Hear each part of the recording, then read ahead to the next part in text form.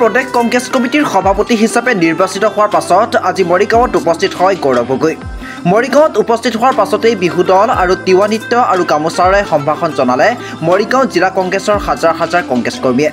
মৰিগাঁৱত উপস্থিত হয় এক বৃহৎ সমদলেৰে প্ৰাক্তন মৰিগাঁও সমষ্টিৰ বিধায়িকা প্ৰয়াত জোনজোনালী বৰুৱাৰ বাসগৃহত উপস্থিত হয় প্ৰয়াত জোনজোনালী বৰুৱাৰ আত্মীয়ৰ সৈতে কিছু মত বিনিময় কৰি ৰাওনা হয় জাগিৰোডলৈ।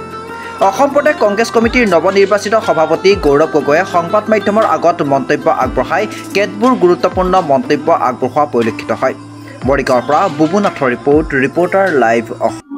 মৰিগাঁও ভিতৰত ইমান ৰাইজ গোট খাব আমি ভবা নাছিলোঁ আৰু ৰাতিপুৱা ডাৱৰীয়া বতৰ চাই ভাবিছিলোঁ আৰু মানুহৰ সংখ্যা কমিব।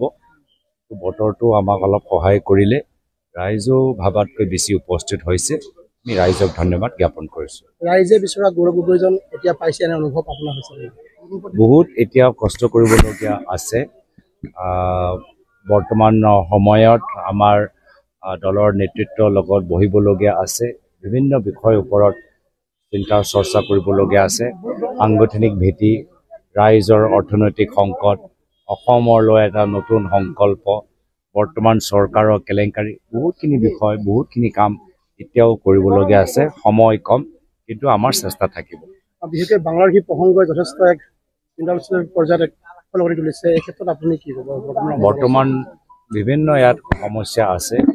তাত দেশৰ ভিতৰত যিদৰে আমাৰ হিন্দু ভাই ভনীসকলৰ ওপৰত বৰ্তমানৰ শাসনে অন্যায় কৰি আছে, সেই ক্ষেত্ৰত কেন্দ্ৰীয় চৰকাৰে যিমান সজোৰে মাত মাতিব লাগিছিল, মাত মাতা নাই।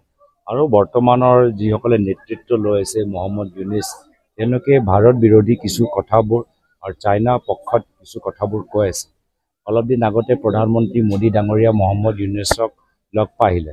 মই আশা কৰোঁ যে তেওঁলোকৰ ব্যৱহাৰত কিছু পৰিৱৰ্তন আমি দেখা পাম। শেহতীয়াকৈ যি পাকিস্তানৰ প্ৰসংগ মুখ্যমন্ত্ৰীগৰাকীয়ে উত্থাপন কৰি আহিছিল, কিন্তু আপোনাৰ যিটো প্ৰতিক্ৰিয়া আছিল তাৰ পিছৰ পৰা তেওঁ মৌন হোৱা দেখিবলৈ পোৱা গৈছে। এই ক্ষেত্ৰত আপুনি কি? তেওঁ এতিয়া 10 ছেপ্টেম্বৰলৈকে মনোব্ৰত লৈছে। এইটো তেওঁলোকৰ সিদ্ধান্ত। মোৰ ফালৰ পৰা মই তেওঁলোকৰ প্ৰতি কৃতজ্ঞতা জ্ঞাপন কৰিছোঁ।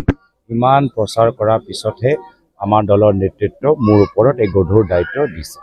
শেষত আপোনাৰ যি দলীয় আগুৱাই নিয়াৰ ক্ষেত্ৰত কেনেধৰণৰ আপোনাৰ পৰিকল্পনা?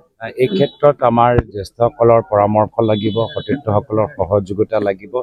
তৃণমূল পৰ্যায়ৰ লগত আমাৰ এটা সম্পৰ্ক আৰু পৰৱৰ্তী দিনত সবল হ'ব লাগিব।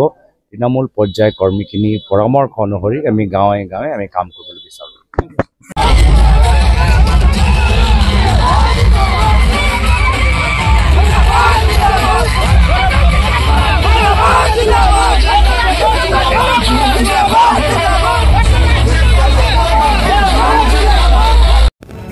Reporter live Assam.